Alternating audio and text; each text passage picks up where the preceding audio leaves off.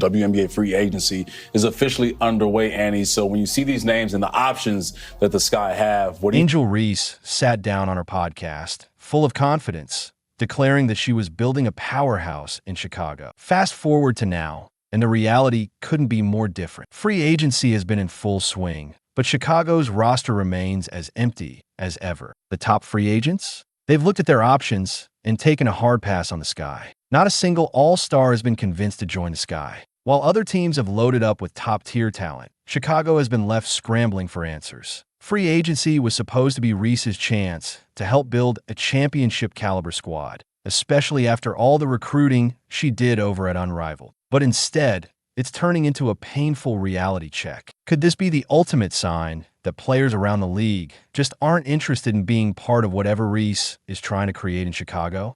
Let's take a closer look at how this free agency disaster unfolded. Angel Reese confidently proclaimed that she was going to build a super team in Chicago. But now that free agency is here, the only thing the Sky have built is a roster full of question marks. Picture this: Reese scrolling through her contacts, firing off messages, and making calls. Yet every time she checks her phone, there's nothing but unread messages and polite rejections. You think that with so many top-tier free agents on the market, at least one of them would be heading to Chicago, right?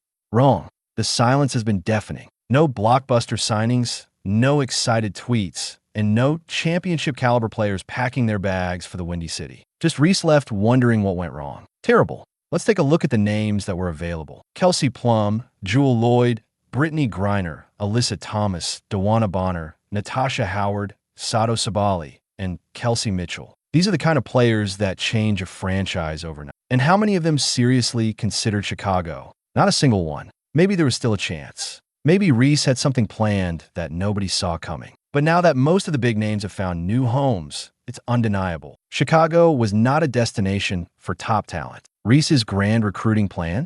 It wasn't just a failure. It was a complete disaster. And to make things worse, the Sky's front office didn't do Reese any favors either.